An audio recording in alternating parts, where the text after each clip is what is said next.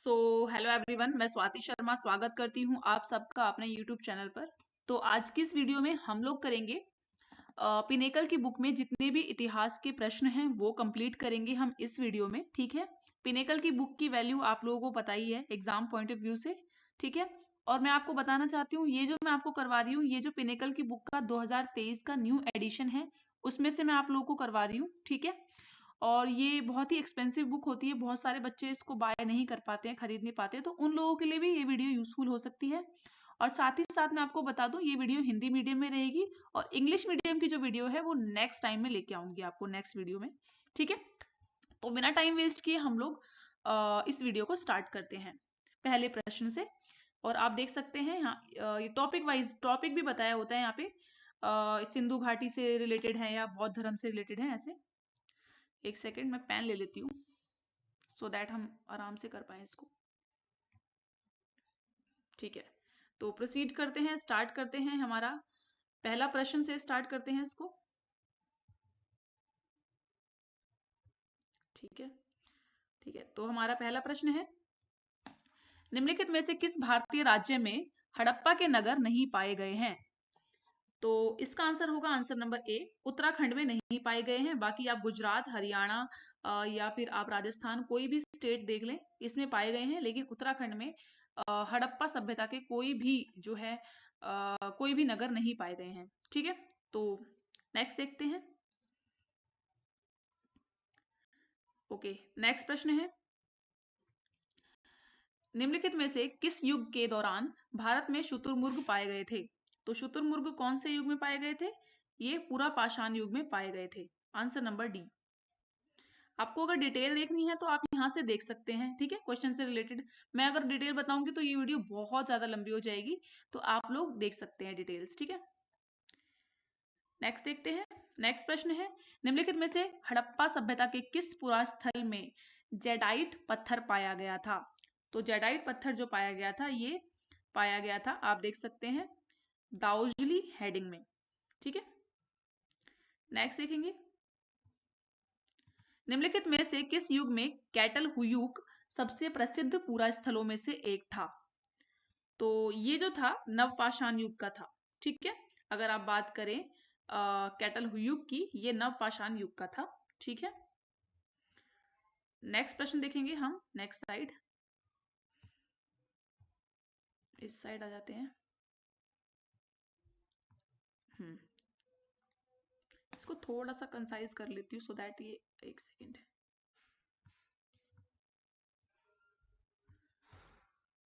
अब ज्यादा ही कंसाइज हो गया ये। ठीक है, इतना ज्यादा भी ठीक नहीं है। Okay, sorry for the disturbance interference. ठीक है, थोड़ा सा भी हो जाता है। ओके, तो स्टार्ट करते हैं नेक्स्ट प्रश्न से। नेक्स्ट है, पुरातत्वविदों के अनुसार हड़प्पा के नगरों में पश्चिमी हिस्सा छोटा और ऊंचा था जिससे डैश कहा जाता था। तो क्या कहा जाता था इसे? इसे नगर दुर्ग कहा जाता था। Answer number A. नेक्स्ट प्रश्न है, निम्नलिखित में से किस धातु का उपयोग हड़प्पा के नगरों में हथियार और औजार बनाने के लिए किया जाता था? तो तांबा बनाने के तांबा का उपयोग किया जाता था हथियार बनाने के लिए, औजार बनाने के लिए। नेक्स्ट प्रश्न है, हड़प्पा के लोग भारत में वर्तमान डैश से सोना लाते थे। तो भारत के लोग जो पहले सोना लाते थे वो अभी वर्तमान में उसको कर्नाटक कहते हैं, कर्नाटक से लाते थे। ठीक है, देख सकते हैं आप। नेक्स्ट है, निम्नलिखित में से हड़प्पा सभ्यता के मेहरगढ़ पुरास्थल में किस प्रकार के घर के अवशेष मिले हैं? तो किस प्रकार के मिले हैं? आंसर नंबर सी, वर्गाकार या आयताकार। ठीक है, नेक्स्ट प्रश्न देखेंगे नेक्स्ट स्लाइड पे, मतलब नेक्स्ट साइड पर। ठीक है, नेक्स्ट है, निम्नलिखित में से हड़प्पा सभ्यता का कौन सा पूरा स्थल बोलन दर्रे के पास स्थित है? तो बोलन दर्रे की अगर हम बात करें तो ये है मेहरगढ़। ठीक है, नेक्स्ट प्रश्न है, इंडिया शब्द इंडस से आया है जिसे संस्कृत में डैश कहा जाता है। इंडस को संस्कृत में सिंधु कहा जाता है। Answer number D. नेक्स्ट है, मध्य पाषाण युग की अवधि लगभग डैश वर्ष पूर्व से डैश वर्ष पूर्व तक मानी जाती है। तो मध्य पाषाण जो था इसकी अवधि 12,000 से लेके 10,000 वर्ष पूर्व तक मानी जाती है। ठीक है, नेक्स्ट है, निम्नलिखित में से क्या हड़प्पा वास्तुकाल में एक दुर्ग के भाग नहीं थे? तो मतलब ये पूछा है, निम्नलिखित में से क्या हड़प्पा वास्तुकला में एक दुर्ग के भाग नहीं थे, ये पूछा है इसमें। तो आंसर है डी, जनता के लिए आवासीय भवन। ये नहीं थे, बाकी आप ये तीनों ऑप्शन देखेंगे ये थे। ठीक है, अनाज के लिए गोदाम, महत्वपूर्ण लोगों के लिए वृहद स्नानाघर और धार्मिक समारोह के लिए अग्निवेदय, ये सब थे, लेकिन ये नहीं थे जनता के लिए आवासीय भवन। नेक्स्ट देखेंगे, किस प्रकार की महापाषाण संरचना स्मारक या कब्र के चारों ओर पत्थर के टुकड़ों को गोलाकार आकृति में स्थापित किया जाता था? तो इसका आंसर हम नेक्स्ट स्लाइड में देखेंगे। ये देखिए, इसका आंसर होगा सगोरा व्रत। ठीक है, संगोरा व्रत, आंसर नंबर ए। नेक्स्ट प्रश्न है, सिंधु घाटी सभ्यता में निम्नलिखित में से कौन सा शहर अस्तित्व में था? तो आपको पता ही है, हड़प्पा। ठीक है, इनमें से कोई भी नहीं है और एविडेंट है, हड़प्पा ही आंसर होगा। नेक्स्ट देखेंगे, इनाम गांव एक महत्वपूर्ण पुरातात्विक स्थल डैश नदी पर स्थित है। तो ये घोड़ नदी पर स्थित है। क्या किसकी बात हो रही है यहाँ पे? इनाम गांव। इनाम गांव जो है ये घोड़ नदी पर स्थित है। नेक्स्ट देखेंगे, मोहनजोदड़ो के विशाल स्नानागार की आकृति कैसी थी? तो सबको पता है, आयताकार, आंसर नंबर ए। नेक्स्ट है, सिंधु घाटी सभ्यता के निम्नलिखित में से किस स्थल में एक बंदरगाह पाया गया था? तो ये पाया गया था लोथल में। ठीक है, नेक्स्ट है, महापाषाणों को खड़ा करने की प्रथा लगभग डैश वर्ष पहले शुरू हुई थी? तो कितने वर्ष पहले शुरू हुई थी, इसके ऑप्शंस यहाँ पर आएंगे। ओके, तो आंसर होगा 3000 वर्ष पहले शुरू हुई थी। ठीक है, नेक्स्ट है, हड़प्पा की अधिकांश मोहरें डैश से बनी हैं? किससे बनी हैं? सिलखड़ी से बनी हैं। ठीक है, नेक्स्ट है, धोलावीरा जो प्राचीन हड़प्पा स्थल था को डैश भागों में विभाजित किया गया था? तो कितने भागों में विभाजित किया गया था धोलावीरा को? 3 भागों में। ठीक है, आप देख सकते हैं किन 3 भागों में, दुर्गनगर, मध्यनगर और निचला नगर। ठीक है, नेक्स्ट है, निम्नलिखित में से किसे भारत के सभ्यता इतिहास में नया पाषाण युग के रूप में भी जाना जाता है?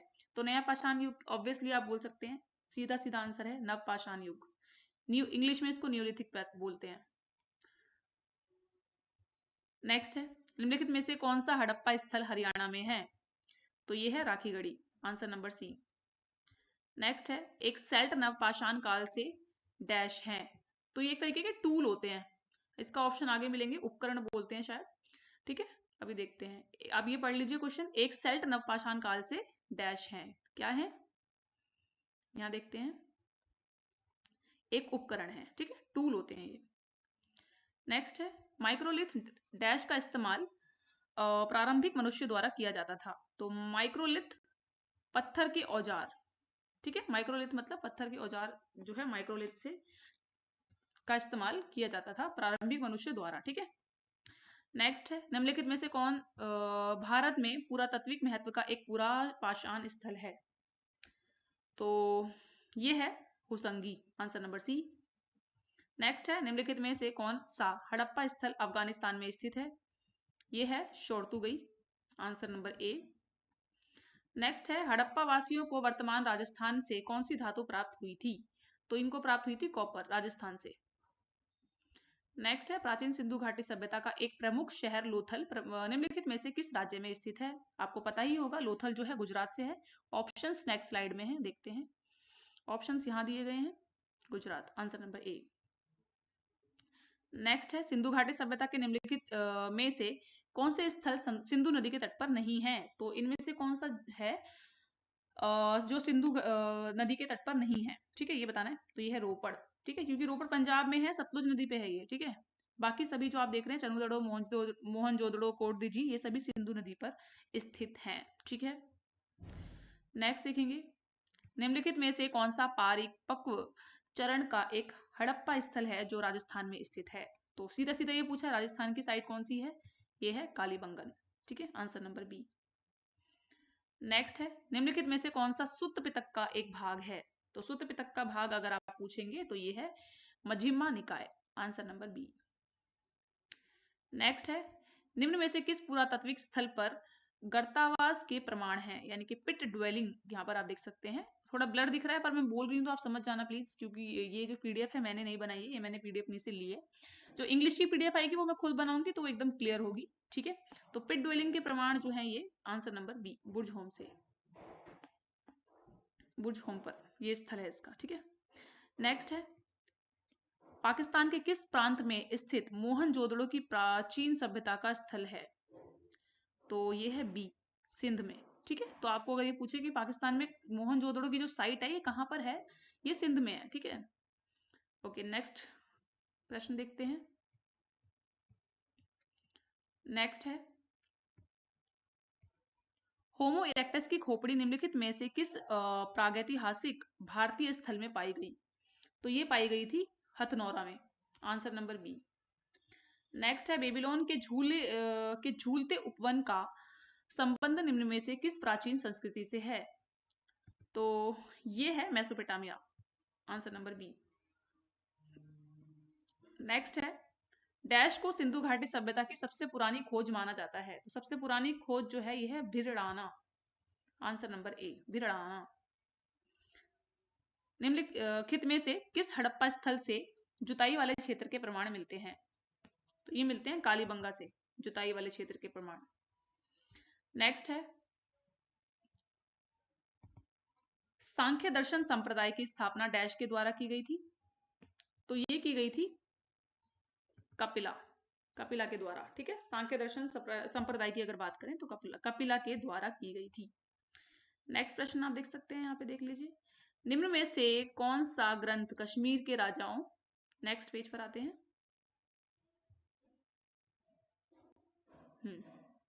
कश्मीर के राजाओं के बारे में एक विस्तृत विवरण देता है? तो ये देता है राजतरंगिणी, ठीक है। राजतरंगिणी में कश्मीर के राजाओं के बारे में विस्तृत जो है विवरण दिया हुआ है, ठीक है। नेक्स्ट है, डैश शासन कला आर्थिक नीति और सैन्य रणनीति पर आधारित एक प्राचीन भारतीय आलेख है जो संस्कृत में लिखा गया था। इस ग्रंथ का लेखक कौटिल्य को माना जाता है। तो कौन, ऑब्वियसली जहां कौटिल्य की बात आ जाए सीधा आंख बंद करके टिक कर देना अर्थशास्त्र पे, ठीक है। नेक्स्ट देखते हैं, निम्नलिखित में से कौन सुमेलित नहीं है? सामवेद, ये जो फर्स्ट ऑप्शन है ये हमारा इनकरेक्ट है, गलत मैच है। पहले हम देख लेते हैं, सामवेद जो है ना ये विज्ञान का ज्ञान नहीं है, ये जो है म्यूजिक, ठीक है। म्यूजिक के सॉरी मैं यहाँ पे लिख नहीं पाऊंगी क्योंकि मेरे पास पेन नहीं है, डिजिटल पेन नहीं है। तो मैं आपको बता देती हूँ, सामवेद जो है ना म्यूजिक के बारे में, संगीत के बारे में बात करता है। लेकिन ऋग्वेद की बात करें तो स्मृति के भजन का ज्ञान बिल्कुल सही है। अथर्वेद की बात करें तो जादू के सूत्रों का ज्ञान देता है ये।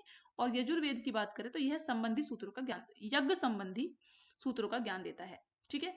बाकी सब सही है बट जो अपना ए है ऑप्शन ये इनकरेक्ट है।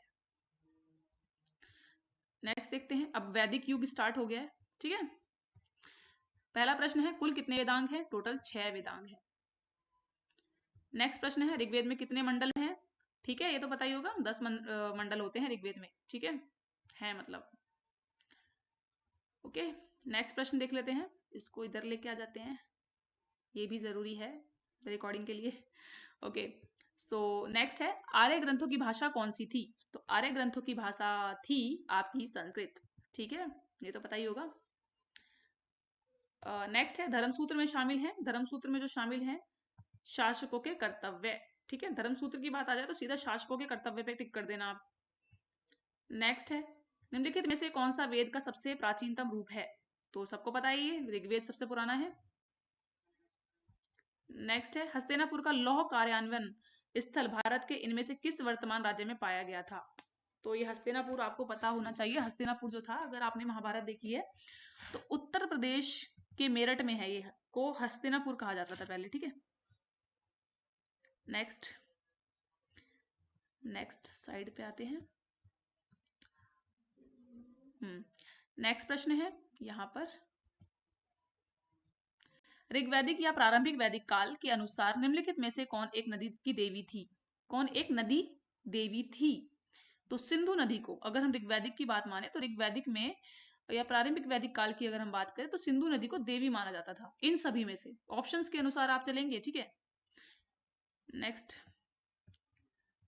उसके बाद है अथर्वेद। अथर्वेद डैश खंडों का एक संग्रह है। तो अथर्ववेद जो है ये 20 खंडों का एक संग्रह है। नेक्स्ट हम देखें अगर ऋग्वेद में ऋषि विश्वामित्र और दो नदियों के बीच संवाद के रूप में एक स्रोत है जिसे देवी के रूप में पूजा जाता था। ये नदियां कौन सी हैं? ये हैं ब्यास और Sutlej. Answer number D. Next अगर हम लोग देखें निम्नलिखित में से कौन सा वर्ण धर्मसूत्रों और धर्मशास्त्रों द्वारा निर्धारित नियमों के अनुसार प्राचीन भारत में लोगों की रक्षा करने के और न्याय के प्रशासन के लिए जिम्मेदार था? तो ये तो आपको पता ही होगा, क्षत्रिय। यहाँ पे राजाओं की बात हो रही है जो रक्षा भी करते हैं और न्याय भी करते हैं। वो राजा हैं और राजा किस से आते हैं, किस वर्ग से आते हैं? क्षत्रिय वर्ग से आते हैं। नेक्स्ट है निम्नलिखित में से कौन सा वेद संगीत से संबंधित है? अभी बताया था मैंने आपको, सामवेद। Answer number A.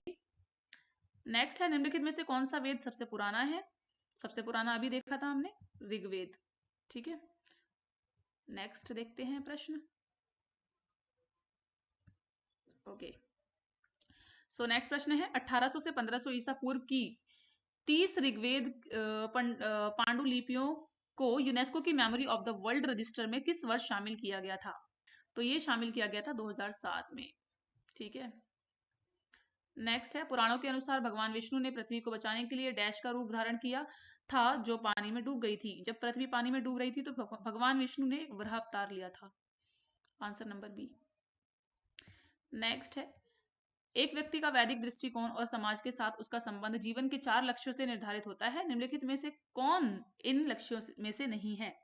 तो देखो आपको पता ही होगा, अर्थ, मोक्ष और धर्म, साथ में आपका आ जाएगा काम। यहाँ पे देखो चारों दिए हुए हैं, आप देख सकते हैं यहाँ पे।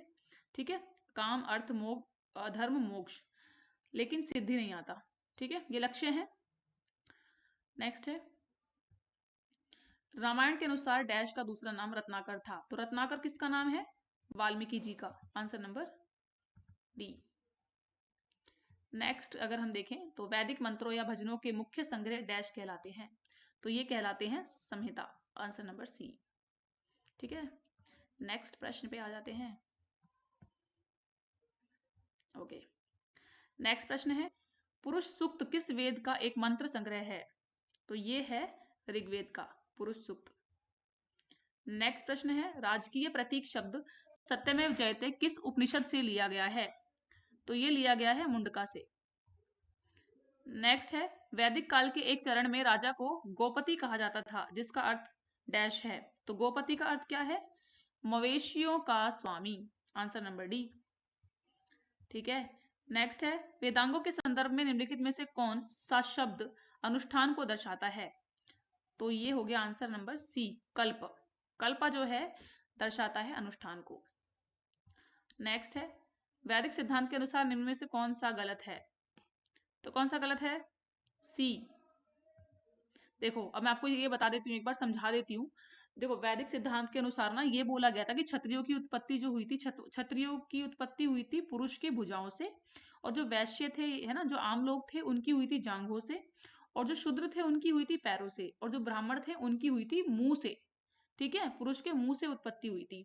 तो यहाँ पर आप देख सकते हैं, देखो फर्स्ट वाला बिल्कुल सही है।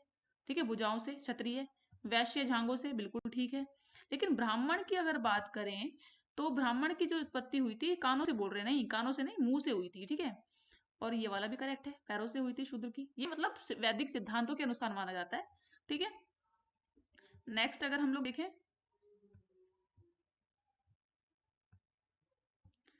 नेक्स्ट है जैन धर्म के प्रश्न स्टार्ट हो गए हैं, आप देख सकते हैं। ठीक है, जैन से रिलेटेड, जैनिज्म से रिलेटेड। तो फर्स्ट प्रश्न होगा इसका, डैश वर्ष की आयु में महावीर ने घर छोड़ दिया और वन में रहने चले गए थे। तो कौन सी उम्र में महावीर जी ने घर छोड़ा था? 30 की उम्र में। Answer number D. नेक्स्ट है भगवान महावीर ने मोक्ष कहाँ प्राप्त किया था? तो इन्होंने मोक्ष प्राप्त किया था पावापुरी में। Answer number B. पावापुरी कहाँ पर है बताइए जरा? पावा, बिहार। ठीक है, पावापुरी बोला है, पावा बिहार। ओके, नेक्स्ट है महावीर जिन्हें पाली साहित्य में निगंथ नाटपुत के नाम से जाना जाता है ने डैश नामक धर्म की स्थापना की। तो आपको पता ही है, महावीर जी की बात हो रही है, जैन धर्म आ जाएगा। Answer number C. नेक्स्ट है उस पवित्र शहर का नाम बताइए जिसे प्रथम और चतुर्थ जैन तीर्थंकारों का जन्म स्थान माना जाता है। तो ये स्थान है अयोध्या। और ये कौन से हैं, प्रथम और चतुर्थ तीर्थंकर कौन से हैं ये, तो आप देख लीजिए। पहले हैं ऋषभदेव और चौथे हैं अभिनंदन नाथ। ठीक है, इन दोनों का ही जन्म कहाँ हुआ है, अयोध्या में हुआ है। ठीक है, नेक्स्ट है जैन दर्शन के अनुसार जिन शब्द का अर्थ है विजेता, आंसर नंबर डी। यहाँ पर जैन दर्शन के अनुसार बात हो रही है। नेक्स्ट है भगवान महावीर का जन्म निम्न में से किस राज्य में हुआ था, तो भगवान महावीर का जन्म बिहार में हुआ था, आंसर नंबर सी। ठीक है, नेक्स्ट देख लेते हैं। इसको हम यहाँ ले आते हैं, ये मैडम जरूरी है, आप इधर आ जाइए।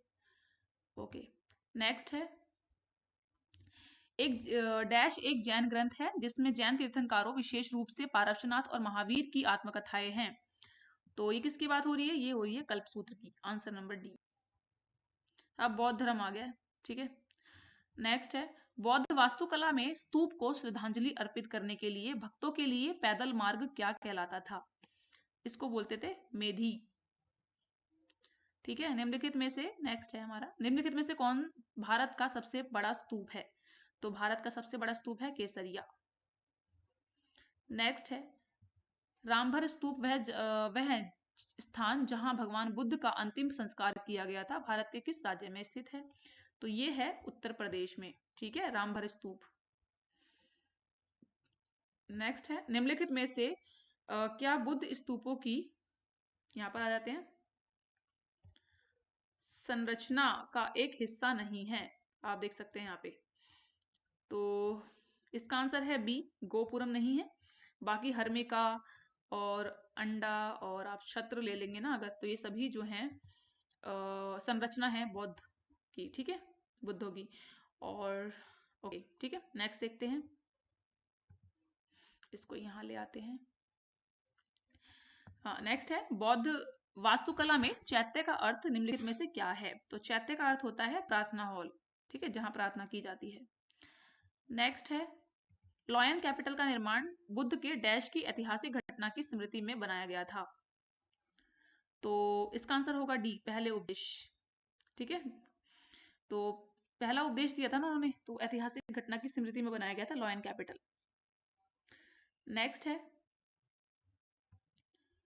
भरहूत स्तूप जातक कथाओं और कहानियों का चित्रण करता है, यह निम्नलिखित में से किस राज्य में स्थित है, अभी हम लोगों ने देखा ये लेकिन ये भरहूत स्तूप है। ठीक है, आप ये देख सकते हैं, ये मध्य प्रदेश में स्थित है। ठीक है,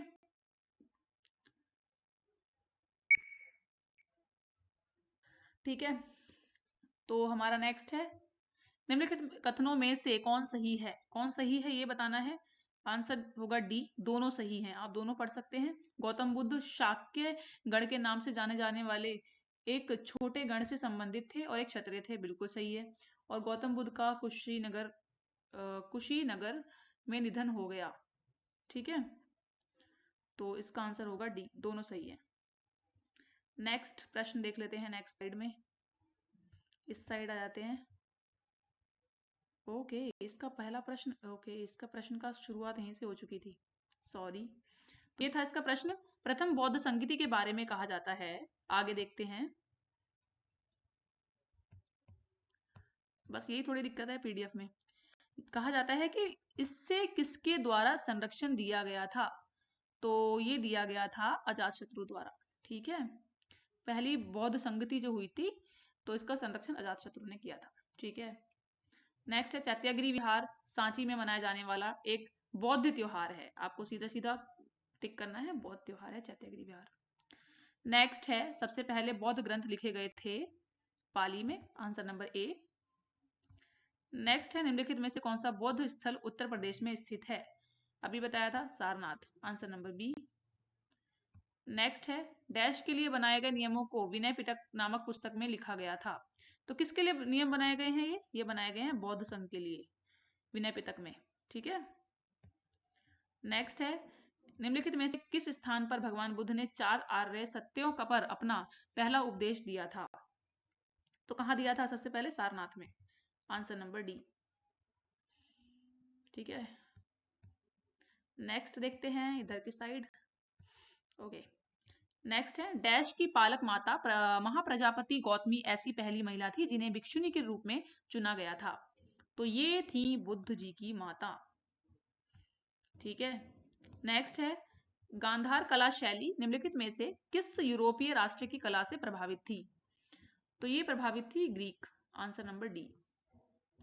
नेक्स्ट है, निम्नलिखित में से कौन सा शब्द बुद्ध स्तूपों की स्थापत्य कला से जुड़ा हुआ है? तो ये है harmika. Answer number D.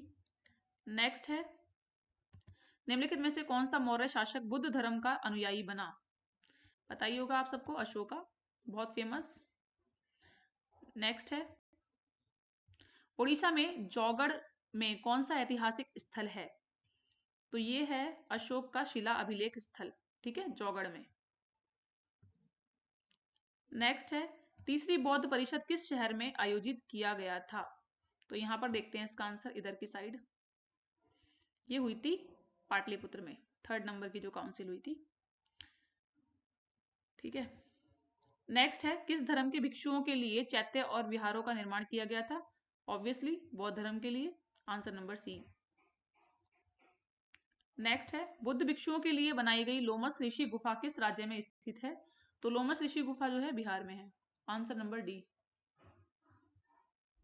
Next है, डैश तीसरी शताब्दी ईसा पूर्व और 12वीं शताब्दी ईस्वी के बीच की अवधि से संबंधित बौद्ध कला और वास्तुकला के उत्कृष्ट नमूने के लिए प्रसिद्ध है? क्या चीज? Sanchi. Answer number C. Next है, भारत में प्रमुख बौद्ध संरचनाओं में से एक सारनाथ में डैश स्तूप का निर्माण महान मौर्य राजा अशोक द्वारा किया गया था। तो सारनाथ में कौन से स्तूप का किया था? आंसर नंबर बी, धमेक का। ठीक है, सारनाथ उत्तर प्रदेश में धमेक स्तूप का निर्माण किया था अशोका ने। नेक्स्ट, अब महाजनपद से हमारे प्रश्न स्टार्ट हो गए। यहाँ थोड़ा ब्लर दिखेगा आपको, लेकिन आप टेंशन मत लीजिए, मैं एकदम क्लियरली बोलूंगी आपको। आप चाहो तो नोट डाउन कर सकते हैं, अदरवाइज आप सुन भी सकते हैं, रिवीजन के लिए आप दोबारा वीडियो देख सकते हैं। नेक्स्ट है, प्राचीन काल में गंगा के दक्षिण के क्षेत्र को, इधर आ जाते हैं, गंगा के दक्षिण के क्षेत्र को डैश के रूप में जाना जाता था। तो ये था मगध। ठीक है, ये गंगा के दक्षिण में था मगध। नेक्स्ट है, बिहार में डैश कई वर्षों तक मगध की राजधानी थी, बाद में राजधानी को पाटलिपुत्र स्थानांतरित कर दिया गया। अभी पाटलिपुत्र को पटना कहा जाता है। ठीक है, तो पहले जो थी राजगृह थी, कैपिटल। नेक्स्ट है, प्राचीन भारत में महाजनपदों के शासक फसलों की उपज के डैश की दर से कर वसूलते थे। तो ये 1/6 की दर से कर वसूलते थे प्राचीन भारत में। जो महाजनपद के शासक थे 1/6 भाग लिया करते थे। ठीक है, ठीक है, काफी दयालु थे। नेक्स्ट है, 6ठी शताब्दी ईसा पूर्व में निम्नलिखित में से महाजनपद गांधार की राजधानी क्या थी? तो ये थी Takshashila. Answer number C, Gandhara की राजधानी। नेक्स्ट है, यहां भी क्लियर नहीं दिखेगा, मैं आपको बोलूंगी, मैं बता देती हूँ। शासक का नाम साम्राज्य की निम्नलिखित में से कौन सी जोड़ी सही सुमेलित है? तो सही सुमेलित है बतानी है। तो ये है महापद्मनंदा, मगध साम्राज्य से थे, बिल्कुल सही। अजातशत्रु मौर्य साम्राज्य से थे, बिल्कुल गलत। अजातशत्रु जो थे हर्यंक डायनेस्टी से थे, हर्यंक वंश से थे। तो केवल 1 सही है, आंसर नंबर डी। ठीक है, देखो मैंने आपको बता दिया एकदम क्लियर। जो चीज क्लियर नहीं दिखेगी आप मेरी वॉइस से पता लगा सकते हैं क्या लिखा है। ठीक है। नेक्स्ट है, गंगा और सोन जैसी नदियां प्राचीन भारत के एक महाजनपद डैश से होकर बहती थी? तो ये बहती थी मगध से। आंसर नंबर सी, गंगा और सोन जैसी नदियां। नेक्स्ट है, हर्यंक वंश का एक शासक अजातशत्रु डैश का पुत्र था? तो अजातशत्रु जो था वो बिंबिसार का पुत्र था। ठीक है। नेक्स्ट है, नंद वंश का अंतिम शासक निम्न में से कौन था? तो ये था Dhanananda, Dhanananda. Answer number A.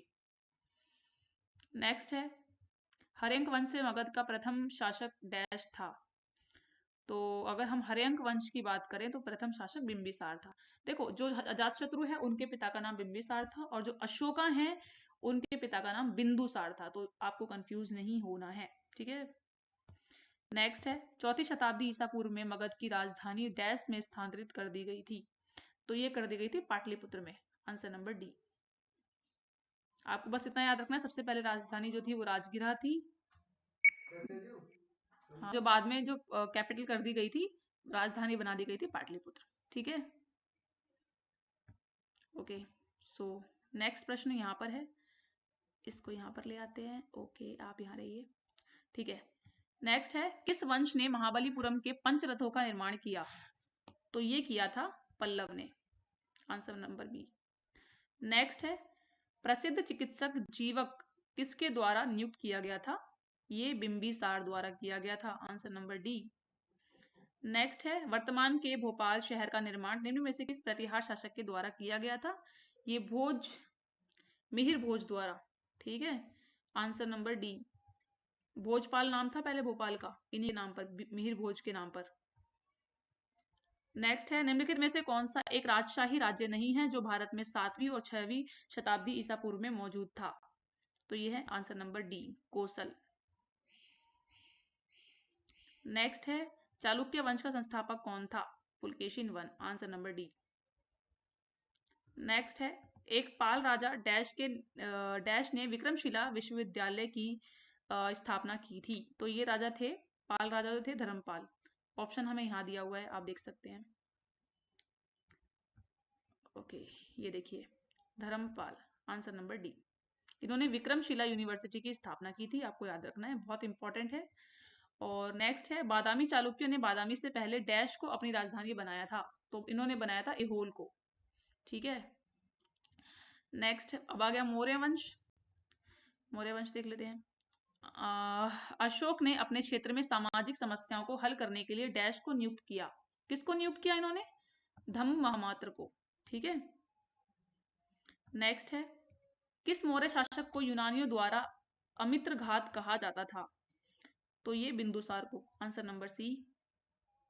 Next है, किस योद्धा ने 322 ईस्वी पूर्व में कौटिल्य की सहायता से अंतिम नंद शासक धनानंद को पराजित किया था? बहुत ही मोस्ट फेमस क्वेश्चन है, आप लोगों को आंसर पता होगा। धनानंद को किसने हराया था? चाणक्य की सहायता से चंद्रगुप्त मौर्य ने। ठीक है, आंसर यहाँ पर दिया हुआ है, ये देखिए, चंद्रगुप्त मौर्य। इनको यहाँ ले आते हैं, आप इधर आ जाइए। नेक्स्ट है, निम्नलिखित नीचे दिए गए कथनों में से कौन सा सही है? सही बताना है आपको। ठीक है, तो दोनों सही हैं। ठीक है, आप देख सकते हैं, अशोक के अधिकांश शिलालेख ब्राह्मी लिपि में लिखे हैं, तो ब्राह्मी लिपि में लिखे हैं, याद रखना है। और चाणक्य के कई विचार अर्थशास्त्र नामक पुस्तक में लिखे गए हैं, बिल्कुल सही है। ठीक है, नेक्स्ट है, मेगास्थनीज एक राजदूत था जिसे डैश शासक द्वारा डैश के दरबार में भेजा गया था? तो मेगास्थनीज को पहले भेजा किसने था? यूनानी ने। और किसके दरबार में भेजा था? चंद्रगुप्त मौर्य के दरबार में भेजा था। ठीक है, नेक्स्ट है, अशोक ने कलिंग को जीतने के लिए युद्ध लड़ा, कलिंग तटीय डैश का प्राचीन नाम था? ये उड़ीसा का नाम था। ठीक है, कलिंग जो है पहले उड़ीसा का नाम था। नेक्स्ट है, निम्नलिखित में से कौन सा शासक मौर्य वंश से संबंधित नहीं था? तो नहीं था पूछा है। ठीक है, मौर्य वंश से, तो इसका आंसर होगा डी, बिंबिसार, क्योंकि ये हर्यंक वंश का है। ठीक है, नेक्स्ट है, निम्नलिखित में से कौन पहला मौर्य शासक, यहां जाते हैं, था जिसने शिलालेखों के माध्यम से लोगों तक, ओके, कहाँ गया मेरा, ओके, लोगों तक अपना संदेश फैलाने का प्रयास किया था? तो ऑब्वियसली आप लोग समझ गए होंगे, अशोक का the great, answer number B. Next है, भारतीय उपमहाद्वीप के लिए प्राचीन यात्रियों जैसे Megasthenes, Faxian, Xuanzang, Al Biruni, Ibn Battuta आदि द्वारा भारतीय व्यापारियों के सक्रिय योगदान के लिए निम्नलिखित में से कौन सा नाम प्रयुक्त किया गया था? बेसिकली ये पूछा है इन सभी ने, जिनके नाम दिए गए हैं यहाँ पर, आप जितने भी प्राचीन यात्री हैं, इनके द्वारा भारत को क्या कहा गया था? स्वर्ण भूमि, आंसर नंबर ए। नेक्स्ट है, हाइडेस्पीस की लड़ाई में किन दो राजाओं ने लड़ाई लड़ी? बहुत फेमस है, सिकंदर और पोरस ने। ठीक है, आंसर नंबर बी। नेक्स्ट है, सेल्यूकस ने सेल्यूसिड मौर्य युद्ध निम्नलिखित में से किस मौर्य शासक के खिलाफ लड़ाई थी? तो ये थी चंद्रगुप्त मौर्य के खिलाफ। ठीक है, नेक्स्ट है, अशोक के लघु शिलालेख भारत के विभिन्न भागों में पाए जाते हैं, निम्नलिखित में से कौन कर्नाटक में अशोक के लघु शिलालेखों का खोज स्थल नहीं है? तो ये है रूपनाथी, ये नहीं है। बाकी ब्रह्मगिरी, गावी मठो और मस्की, ठीक है, ये सभी हैं। ओके, आते हैं अब नेक्स्ट प्रश्न पर। ओके, नेक्स्ट प्रश्न है, चंद्रगुप्त मौर्य ने कौटिल्य की सहायता से मगध में डैश की शक्ति को उखाड़ फेंका और 322 बीसी में एक शानदार मौर्य साम्राज्य की स्थापना करी। तो किसको फेंका था उठा के? नंद डायनेस्टी के रूलर धनानंद को। ठीक है, अभी देखा था हमने। नेक्स्ट है, मौर्य वंश का अंतिम राजा कौन था? भद्रथ, आंसर नंबर सी। नेक्स्ट है, किस राजवंश ने 320 एडी में 550 एडी के बीच भारत पर शासन किया था? तो ये किया था गुप्त राजवंश ने। नेक्स्ट है, सम्राट अशोक ने निम्नलिखित के बाद बौद्ध धर्म ग्रहण किया था? सबको पता है, कलिंग युद्ध के बाद जब कलिंग युद्ध हो गया था तो सम्राट अशोक ने सोचा कि खून खराबे में कुछ नहीं रखा, लड़ाई झगड़े में कुछ नहीं रखा, शांति में आते हैं, तो उन्होंने बौद्ध धर्म जो है ग्रहण किया था। नेक्स्ट है, राजा अशोक की बेटी का नाम क्या था? यहाँ पर आया है, इधर देखते हैं। संघमित्रा नाम था, मुझे तो याद है वैसे। ठीक है, आगे ये भी बोला है कि जिन्होंने बौद्ध धर्म मिशनरी के कर्तव्यों को निभाने के लिए नियुक्त किया गया था। मतलब ये लीजिए, ये रहा आंसर। अशोका की बेटी का नाम संघमित्रा था। उन्होंने अपनी बेटी को किस लिए भेजा था? मिशन पे भेजा था कि जाओ और बुद्ध का धर्म का प्रचार करो। ठीक है, नेक्स्ट है, डैश साम्राज्य में कंटक शोधन नामक एक प्रकार का प्रचलित न्यायालय था? तो ये जो है मौर्य समाज, आंसर नंबर बी। नेक्स्ट है, निम्नलिखित में से किसने वर्ष 1877 में अशोक के शिलालेखों का एक सेट प्रकाशित किया था? Alexander Cunningham, answer number C. ठीक है, इन्होंने अशोक के शिलालेखों का एक सेट प्रकाशित किया था, आपको याद रखना है। ठीक है, पहली बार पहचाना था वो, अभी आगे क्वेश्चन आएगा, इसको मत मिक्स मत कर देना। ठीक है, नेक्स्ट है, निम्नलिखित में से कौन अशोक के अभिलेखों को समझने वाला पहला विद्वान था? ये देखो आ गया, जेम्स प्रिंसेप। ठीक है, सबसे पहली बार जो अशोका के शिलालेख थे, अभिलेख थे, इन सबको समझा किसने? जेम्स प्रिंसेप ने। ठीक है, नेक्स्ट है, निम्नलिखित में से किस शासक ने अपनी प्रजा और अधिकारियों को अपने संदेश पत्थर की सतहों पर खुदवाए थे? ये खुदवाए थे अशोका ने, answer number A, Ashok.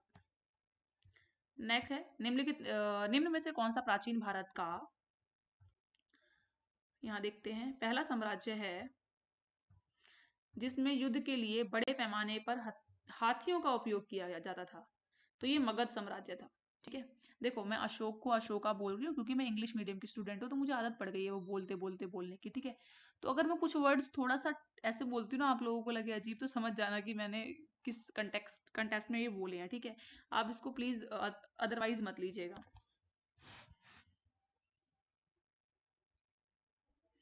Next है, भारतीय इतिहास में अत्विका राज्य के रूप में किसे संदर्भित किया गया था? ये वन साम्राज्य को, आंसर नंबर सी। नेक्स्ट है, प्राचीन भारत में राजाओं द्वारा अपनी स्थिति स्थापित करने के लिए निम्न में से किस प्रकार का बलिदान नहीं दिया गया था? तो ये है मुवंडे वेलन, आंसर नंबर डी। बाकी जितने भी हैं, वाजपेयी यज्ञ, अश्वमेध यज्ञ, राजसूय यज्ञ, ये सब दिए गए थे, बट ये मुवंडे वेलन कुछ नहीं था ऐसा। ठीक है, नेक्स्ट, मौर्य प्रशासन के तहत सीताध्यक्ष के प्रभारी अधिकारी थे कृषि, आंसर नंबर डी। नेक्स्ट है, अर्थशास्त्र पुस्तक किसने लिखी थी? Very easy question, very famous question, Kautilya.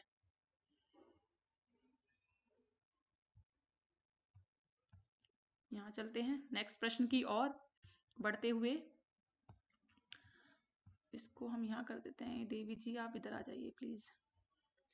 Okay, ये है, बराबर की गुफाएं जो वर्तमान में भारत में मौजूद चट्टानें काटकर बनाई गई सबसे प्राचीन गुफाएं हैं, अधिकतर निम्न में से किस काल से संबंधित हैं? ये सभी मौर्य वंश से संबंधित हैं। ठीक है, बराबर की गुफाएं। नेक्स्ट है, चंद्रगुप्त वन को कौन सा राज्य लिच्छवी से दहेज में मिला था? तो इनको मिला था पाटलिपुत्र, आंसर नंबर बी। ठीक है, नेक्स्ट है, गुप्त वंश आ गया। निम्नलिखित में से कौन सा पद कवि हरिसेन के पास नहीं था? तो ये था, नगर श्रेष्ठी का नहीं था, बाकी संधि विग्रहक भी था, महादंड नायक का भी था, कुमार रामत्य का भी था, पर नगर श्रेष्ठी का नहीं था।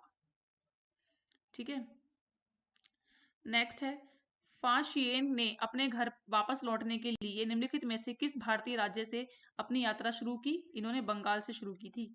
Answer number C. ठीक है, आते हैं नेक्स्ट प्रश्न की ओर। नेक्स्ट प्रश्न की ओर बढ़ते हुए इन मैडम को साइड करते हुए चलते हैं। ये रहा। हेनसांग और अन्य तीर्थयात्रियों ने निम्नलिखित में से किस भारतीय राज्य में स्थित सबसे प्रसिद्ध बौद्ध विद्या केंद्र नालंदा में अध्ययन किया? तो ये किया था बिहार में।